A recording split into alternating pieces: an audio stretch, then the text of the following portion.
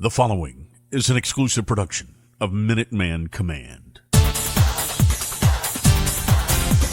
The Flagship Pod with your hosts, ESPN personalities Mike Corey and Rene Ingoglia, is on the air. Brought to you by Todd Fritz Roofing, with insight and info from UMass and MAC insiders. From the Command Studios, here are your hosts, Mike and Rene. What's going on, man? I always catch myself like dancing to the, Flagship Pod song. What's up, buddy? Not much, man. Coming to you live from Frisco, Texas, baby. Yeah, tell everyone what you're doing. What you got going on? Yeah. So we got a Conference USA Football Media Day, broadcasting that on ESPN Plus Tuesday. So this will air Wednesday, so it'll have been yesterday. But with ESPN Plus, if you want to watch CUSA and watch it, go back on ESPN Plus and watch it.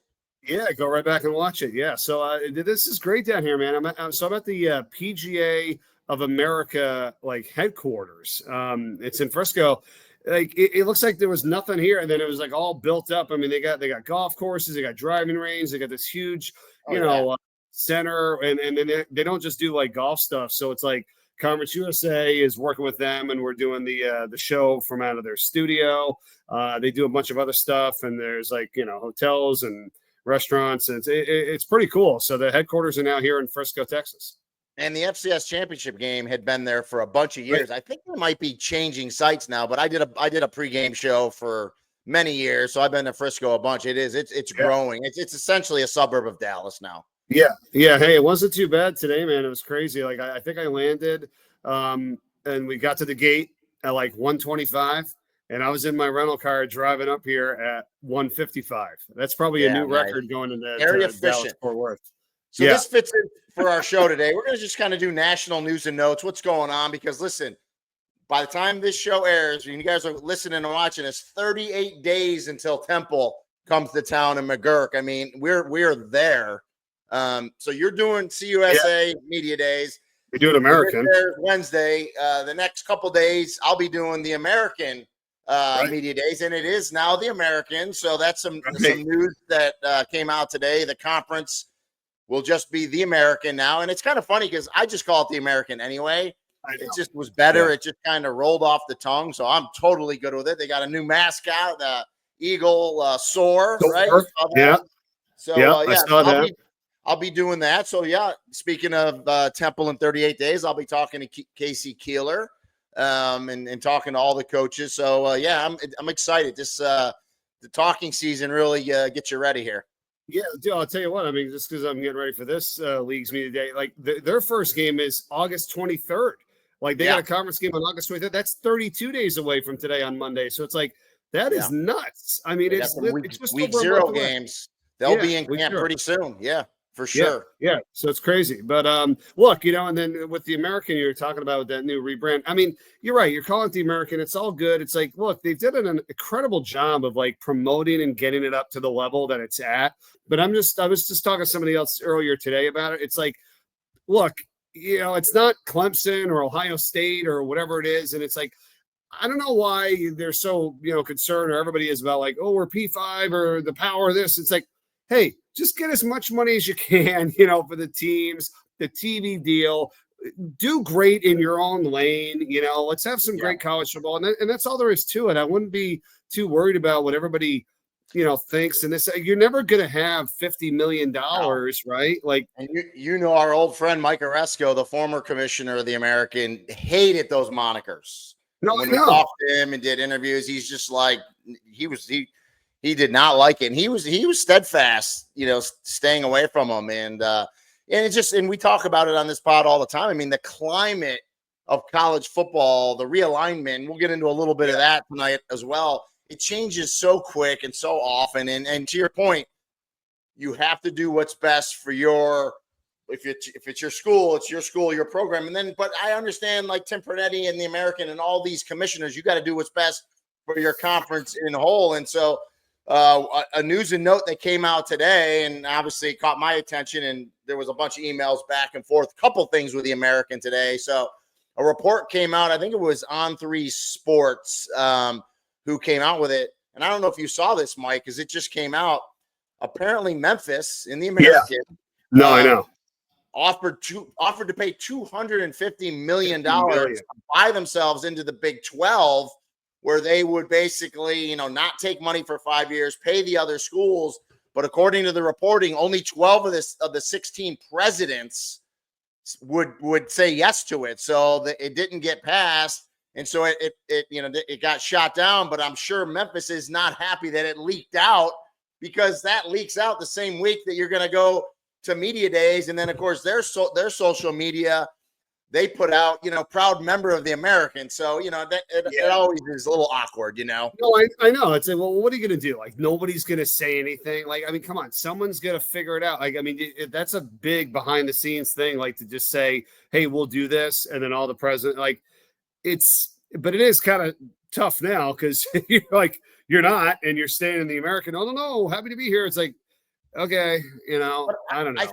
I think the commissioners know now, and Tim Pernetti, former player, played at Rutgers. He's been an athletic director. He's very in tune with the business model of what's going on in college football, and they're trying to press forward. I think they all know now, the commissioners. And it's kind of like recruiting when people leave in the transfer portal. You can't get offended, because I mentioned it a minute ago.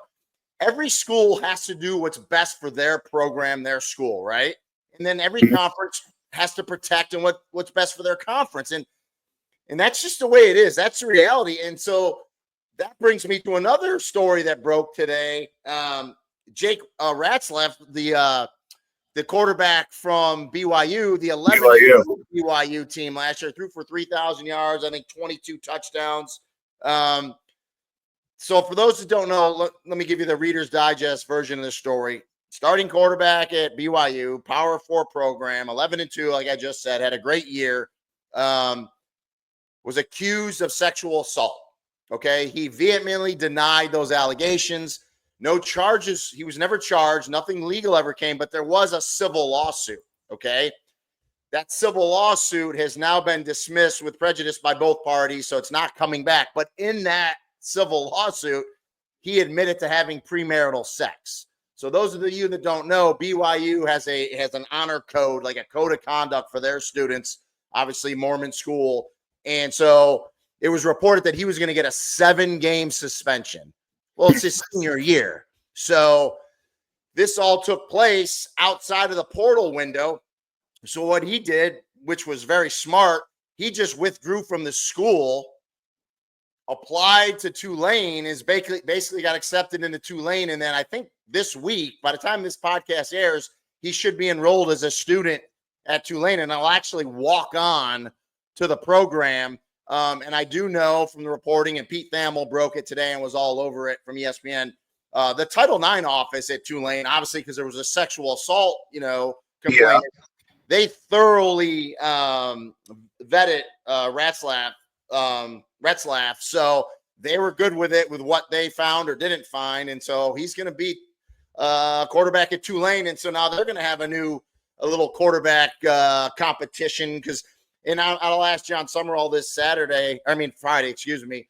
I'm sure he's going to have an open competition, because speaking of the MAC, where's my notes here? So Caden Samanza, who was a quarterback at Ball State, matter of fact, he was the MAC Rookie of the Year, Freshman of the Year, whatever they call it. He transferred into Tulane. Okay. And then Brendan Sullivan, a quarterback from Iowa, transferred in. And now you got this guy, yeah. So you're gonna have a really good quarterback competition at Tulane. Okay, so now let me ask you this. I got two things here for you. I'm going to go back to your police officer days in a moment. But you just brought something up that's pretty interesting. Like, now let's take away the allegations and that kind of stuff. But you just said it. He withdrew from school, got into another school, and then is just going to walk on to the football team. So even when we have the portal and all this, and there's the window of you can or can't transfer, it's like, what the hell is prohibiting anybody from doing what you just said and what this guy just did? So my wife was asking me about this. So the portal, obviously, for the specific sports, when it's football or basketball, that has to do with the rules in terms of scholarships and not. So obviously he's walking on without a scholarship. Now, obviously he'll be rewarded a scholarship, and there's NIL. They're probably he can probably get enough money to pay it anyway. But when you do withdraw and enroll in a new school, though, you have to do it between semesters, right? Because in essence, he's doing what a normal student would do. If Mike Corey said, I'm going to withdraw from UMass back in the day and I'm going to go to Boston College, you can't do it in the middle of a semester. The semester has to be over and it has to fit. So essentially, he's doing what a normal student would do, hence why they're saying he's walking on. I got you. Okay, that's good. And then not to get into this, like go down a rabbit hole here, but in terms of like just logistics, and you see this in other cases. We know big ones like OJ, if you will. There's the criminal and then there's the civil. So it's crazy enough that where if you don't get found guilty in the criminal, it's like, but you do during the civil. It's like, what the heck, man? But then you were guilty of something, so it's like, oh, you're not going to jail, but you got to pay all this money, Why is it like two separate things like that? Yeah, so in criminal cases, and let me just say again, Retzlaff was never charged. He was never charged criminally at all. So he didn't even never charged. But they brought up a civil suit. So in criminal proceedings, it's beyond a reasonable doubt. Okay, that's probable cause to charge someone. Okay, and then beyond a reasonable doubt is even more to prosecute them in a court of law. Civil cases, it's preponderance of the evidence. So some people say it's 51% to 49%. It's actually 50.1 to 49.9. It's just if a little bit more preponderance of the evidence, and that's what you were talking about, like in OJ and stuff like that, then you're found guilty in civil. So the standard in civil is way lower than criminal. Just not to get in the weeds, but that's the answer to your question. Okay. But yeah, no, that's interesting. And now Tulane, boy, I'd like to see who's going to get the job, once the season starts at the quarterback position. My goodness. And for those who don't know, so Tulane, who has traditionally been one of the best group of five programs the last 4 or 5 years, John Summerall, the head coach, took over last year, and he ended up starting Darian Mensah, a redshirt freshman who came out of nowhere. He wasn't on the radar. So Summerall is not afraid to give a quarterback competition. Then Mensah has a great year. He goes to Duke for a bunch of money. Oh, by the way, Tulane plays Duke early in the year. So how about that for drama, right? And then Mekhi Hughes, who was a back-to-back 1,000-yard rusher for Tulane. The kid's phenomenal running back.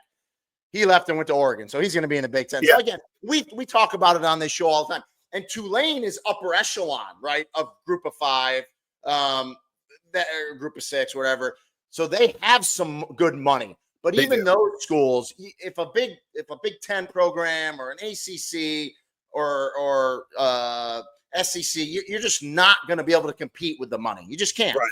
Remember we did that Tulane game last year? We're in the whatever the hotel. I don't think they had a great hotel. It was like a Holiday Inn or something, ridiculous. So we had a little makeshift room where we had to interview him, and they told us the story about that in the preseason camp where it was like he wasn't even regarded on the depth chart, and then he said something like they were asking him about the quarterbacks. He's like, I don't see anything else. Like, gonna be Mensah. You know what I mean? Yeah. And it was, and he became the starter or something. Yeah, it was crazy. And another thing that you spurred my memory, just getting back to Retzlaff going to Tulane. Yeah. So he had a relationship with John Summerall when Summerall was a head coach at Troy. Summerall was like the first program to offer Retzlaff, had a really good relationship with him. And it goes to show you in recruiting, just because a kid picks another school, you understand the process, and you're still good to the kid and so forth. And look at a couple of years later, now that recruiting back in 23 pays off for Summerall because now you get a Power 4 quarterback to transfer into your school at Tulane. Right. We talked about that a bunch. You got to do it. You got to go after some of these high level guys, because when they come back down or they didn't have a great experience at a different school, now you're the one that treated them well and they remember you. And that's what it's about. It's about relationships. That's why I love what, Harris Simiak's doing right now at UMass. Right? Because if you're a big time recruit in New England or in that Northeast footprint, if you're UMass, you don't say to yourself, well, Penn State's on them, Pitt's on them, Notre Dame's on them. No. You got to get on them too. And you got to build that relationship, even though in the back of your mind, okay, we're not going to get this kid. But guess what? if he's a Massachusetts kid, right? Right. You're going to get on him. You're going to get on him. You're going to offer him. And maybe he goes to a Penn State or Ohio State. If it doesn't work out in 2 or 3 years, 90% of these kids, when they get in the portal, they come home. Yeah. No, you cultivate those relationships and you don't let them go. You stay good. You don't get pissy because someone decides, hey, I'm not going to go with you. You say, you know what? I understand. Good luck. I'm wishing you the best, but you'll always have a home here if it doesn't work out, you know? Yeah, well, you always remember this back in the day, and it's like this message still stands true. It's like you got to protect your backyard. Like you got to get all those people in your backyard. Yes. I don't care how good or whatever that you got to go there and you got to have the conversations with the high school coaches. You got to be, in their schools. You got to make sure you take care of that. And when we're talking about New England, I mean, look, all right, I don't, I grew up in Vermont, so I mean, not a million players coming out of Vermont. I get it, New Hampshire, Maine, but hey, good programs there. All Massachusetts, Rhode Island, Connecticut, New York, New Jersey. It's like, dude, you got plenty of places right there that if you can really hone in on that and just say, hey, you're not happy wherever the hell you went, want to come back closer to home? How many people want to come back closer to home, right? You got to have that relationship so you can get those players maybe on the back end. And that's really, and it's helped. That's helped a lot of programs in the portal. One that pops out mine, and you're in Frisco, but right there in Dallas is SMU because they're in that metroplex there. There's so much talent in Texas. And Rhett Lashley has been, a recipient of a lot of guys in the transfer portal that went to other big time programs and then didn't work out. And they all want to come back home to that Dallas area. And look, they made the playoff last year. So, he reaped the benefits for sure. I still remember that picture of you and I in the George Bush Presidential Library there, right? Remember the at SMU? That was like, oh my God. 8 years ago. 8 years ago, right? Because it popped up in my Facebook memories. Yeah. I remember putting it on there. That's I feel like it was a long time ago. Regardless of your political affiliation, I don't care what you are. If you have a chance to go to a presidential library, do it. It is phenomenal. The things you see. We had a good time in there. Yeah. I mean, listen, like you said, and you and I don't get into this, and rightfully so, because it's like, we live in America. We love this, country. It's like you just got to respect whoever you get. You vote, and that's it. And that's all I'm going to say. And I met George Bush when I was at an SMU basketball game. Like he was there, and it was great. I went right up to him, and he was like, "Hey, how's it going?" I'm like, "Good." I'm like, he's like, "I don't know. We're gonna have a tough time today. We got a few guys out." I'm like, "Yeah, no." I'm like, it might be a tough game. He's a big SMU basketball fan. He's got season tickets there. Yeah, it was super awesome, and it's like it was interesting because I'm looking around, I'm like, and they're all there, the Secret Service or whatever, but I didn't really see him. I was just like, he was just hanging out. I'm like, how could I just go right up to him like this, But it was pretty cool. I'm sure you were vetted. Hey, so let's another big story that came out actually last week with SEC Media Days and then Big Ten Media Days this week. I want to get your opinion on it. So college football playoff, right? Yeah. It's at 12. The talk is moving to 14 or 16. I personally think it'll be 16. But it has to be done. Remember, any decisions to make any tweaks in the college football playoffs has to be unanimous with all the presidents. And it has to be done. I want to say the date was, and someone's going to probably check me on this. I want to say it's like December 1st or December 30th, if they want it to be implemented for next year. So the big talk was the SEC plays 8 conference games. Big Ten plays 9 conference games. There's a couple different models getting thrown out there. I kind of like the 5 conference champions like we have now, right? Mm-hmm. And then 11 at large. Okay, I just kind of like that. The committee's there already. Basically, and we'll see what by the time this airs, Tony Petitti, the Big Ten commissioner, will have given his state of the Big Ten address. So we'll know because basically – Greg Sankey was like, listen, we're not necessarily against 9 games. I'm doing what my coaches want to do, but, we'll talk to the Big Ten. The Big Ten basically said they won't do a 5-11 unless the SEC plays 9 games. So it'll be curious to see what happens. The other funny thing is the Big Ten is not saying, hey, the ACC needs to play 9. The ACC only plays 8, but it's just the SEC. So it's interesting. But anyway, what's your take on that? Well, first off, it's like, do you think that you have to have everybody in synergy on the amount of conference games? Is that like some sort of big deal or not? I mean, it's like, hey, if you don't have the ranking and you didn't get to, the high status and you're in the playoff, then you're not. I mean, I don't know. like just because their conference is but it's gotta be unanimous. So if the Big Ten says we're not voting on playoff expansion, if the SEC doesn't play 9 conference games, then everything gets shot down. That's why there has to be some sort of agreement on what they do. And then, the other talk was the automatics. Let me ask you this. Let's break it down. So the one proposal, let's assume it's going to be 16 because, we know we're in the business. It's always going to be more, not less. 16 teams.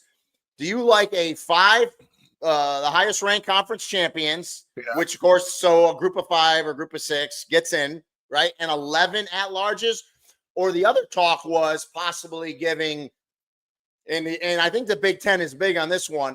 Like 3, the way I think it would go down is 3 automatic qualifiers from the Big Ten, 3 automatic qualifiers from the SEC, 2 automatic qualifiers from the Big 12, 2 automatic qualifiers from the ACC. So that's 6, 8, that's 10.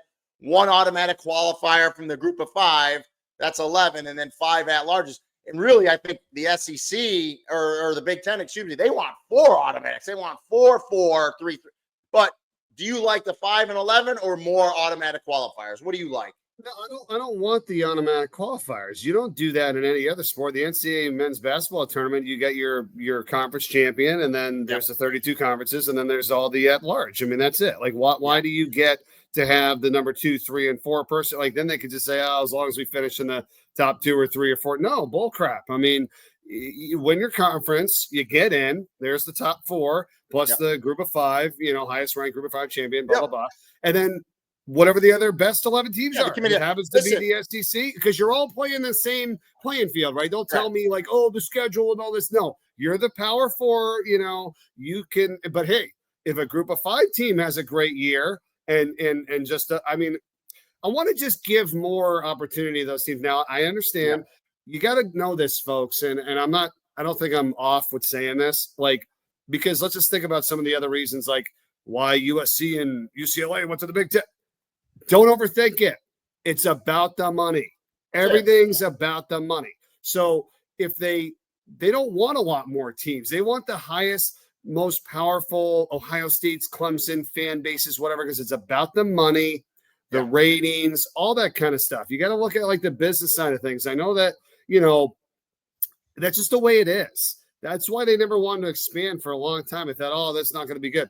Look, it gives everybody an opportunity. I think people are going to watch, right? I mean, I don't know. I mean, we don't forget the expansion got really pushed away from the BCS the year. And I remember I was a detective. I was on call. I watched the game at work. So it was maybe 2008, 2009 when LSU and Alabama played against each other in the national championship. Everyone was like, we can't have the same conference in the national championship. And that really spurred, the playoff and getting more. And listen, I'm for it too. And I agree with you. I like the 5 and 11 mode. I understand what the conference commissioners are doing because you're protecting, if you're Tony Petitti, you're about the Big Ten. If you're Greg Sankey, you're about the SEC. You want to protect your conference. So if you can get automatics, you'll take them.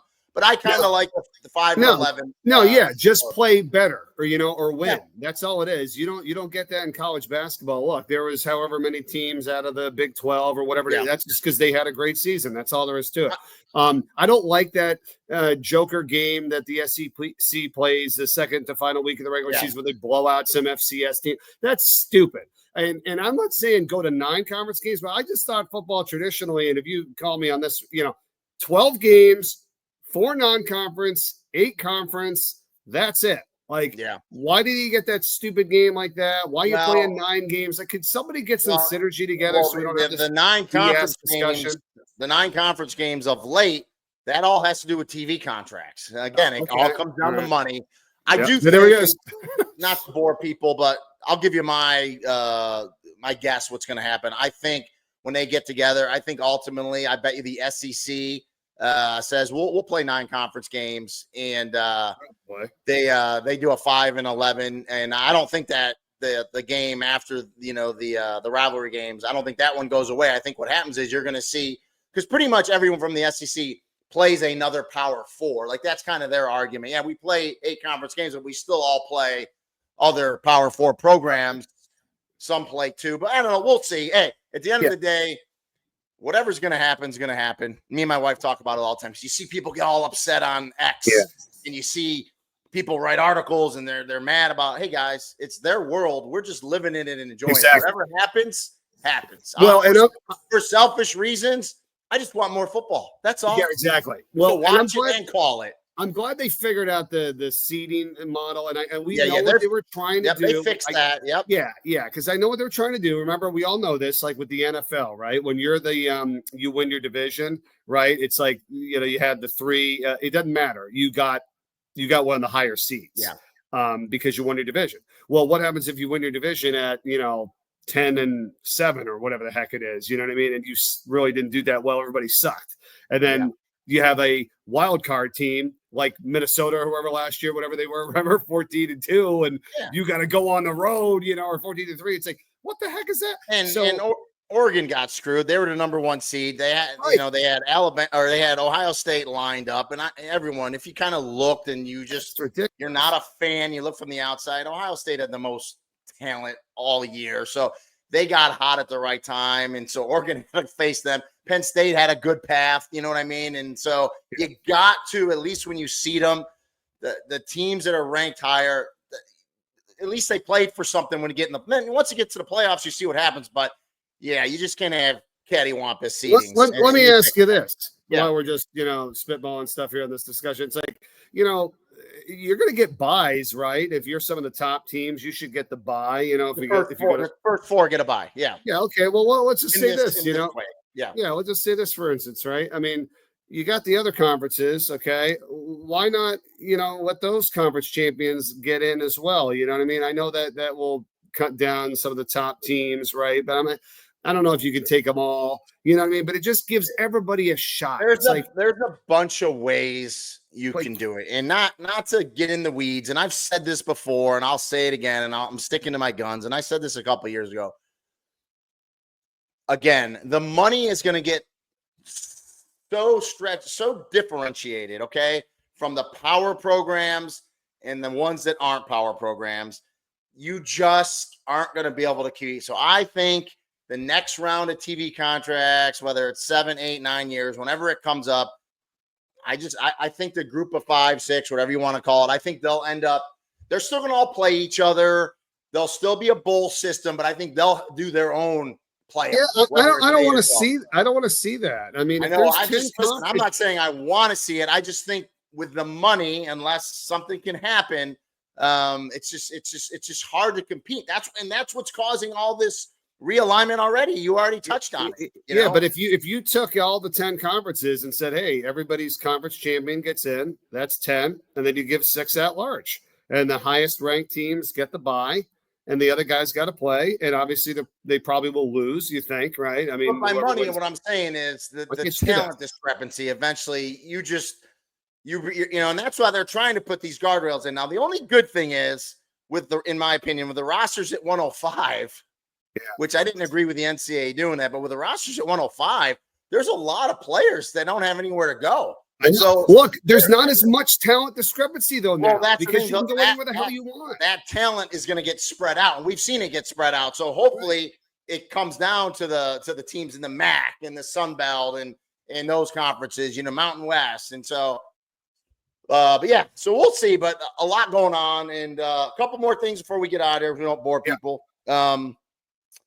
What was I going to talk? There was realignment that Christian and I talked about a couple weeks ago that we thought would happen. So Louisiana Tech did get invited into the Sun Belt, and they accepted. So they're leaving Conference USA, something that I don't know if you're going to talk about in your show, if they're going to bring it up or just kind of like no, because and it's not. And if I read what was correct, it's what I read was Louisiana Tech will join the Sun Belt no later than July 1st, 2027. So they could join for next season, but no later than 27. So there's probably got to be a buyout. But listen, for them, there's regional games now, because now you got Louisiana Tech, which we called last year, Sunny Sunby.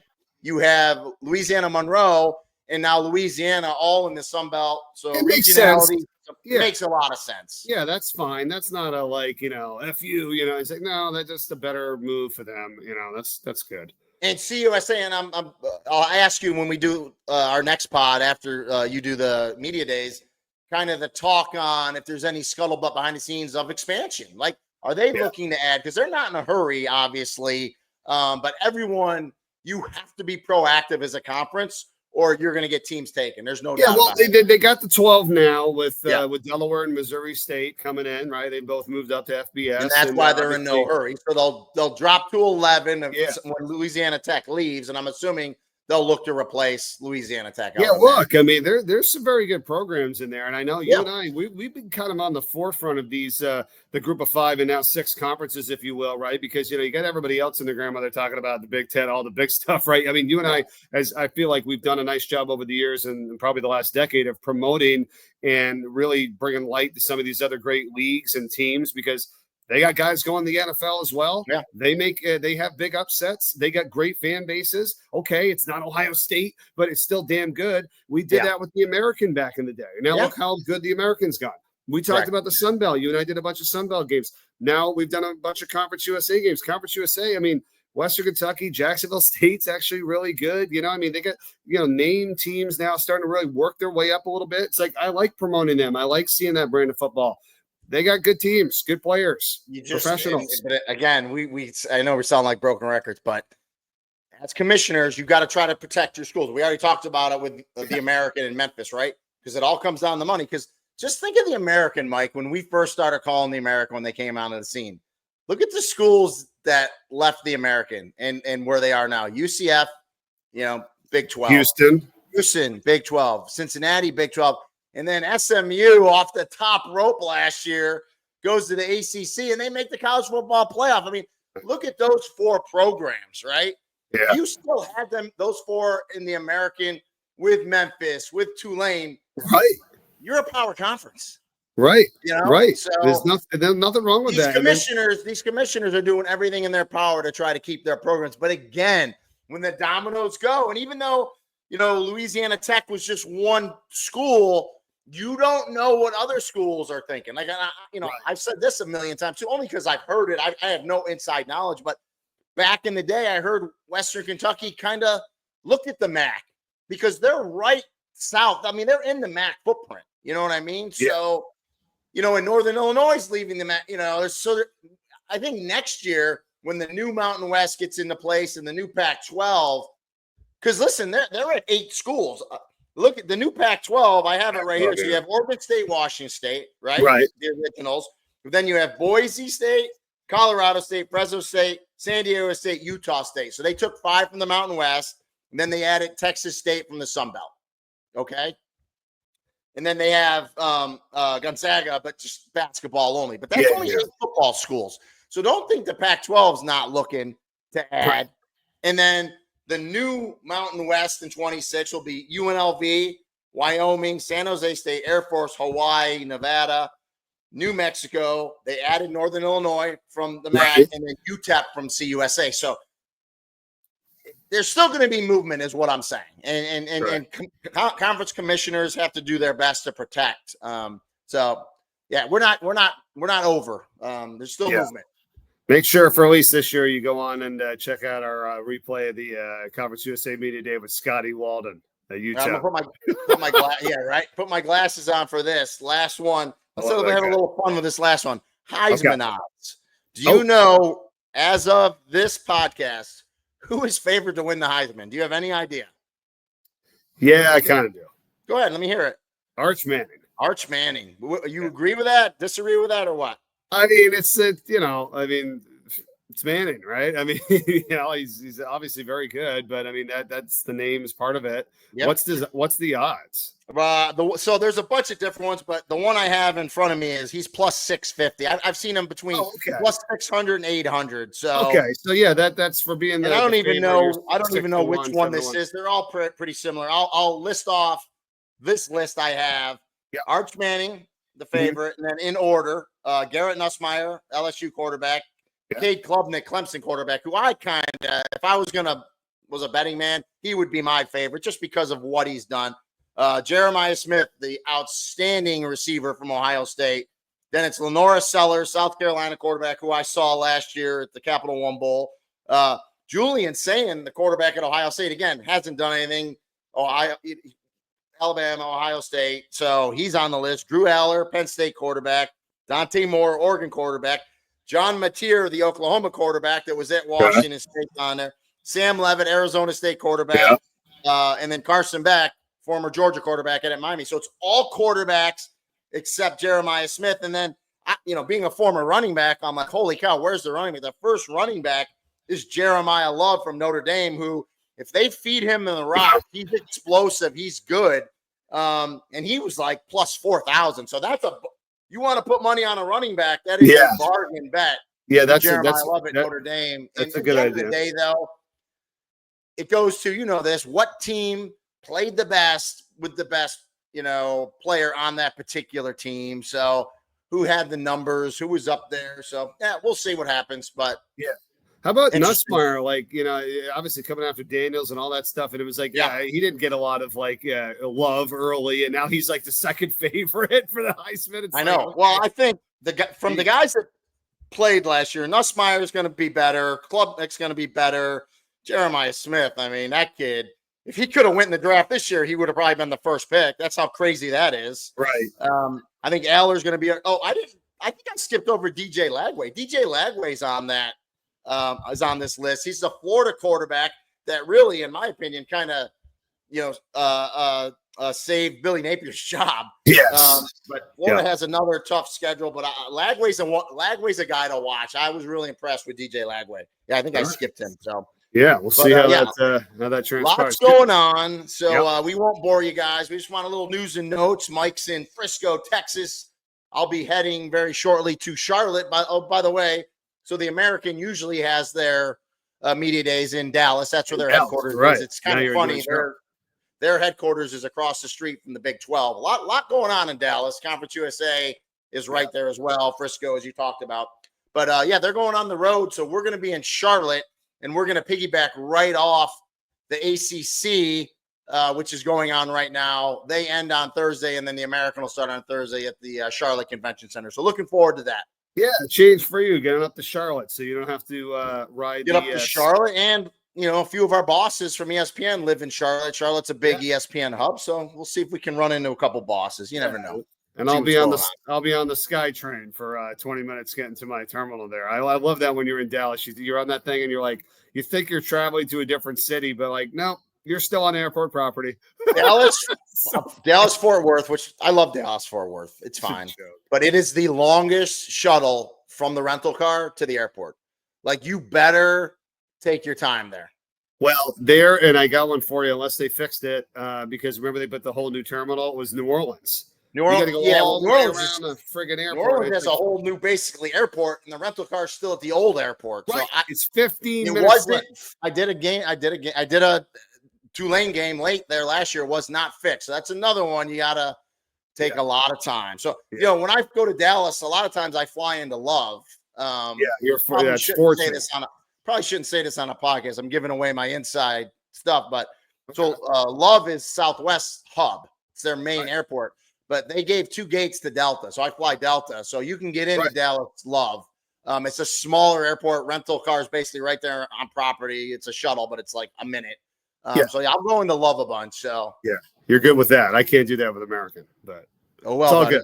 Hey, it's all good. Hey, great stuff. Talking to you. Listen, Mikey, have a great Conference USA show, buddy, and we'll put together another great podcast next week. And I did talk to our ESPN colleague, for everyone that's listening out there, Dustin Fox.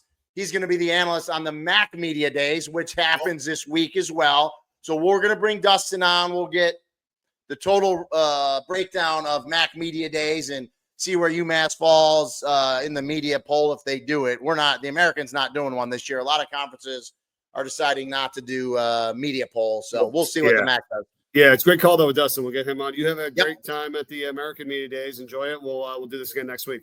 See you, brother. Talk to you. Hey, bud. See you, everyone.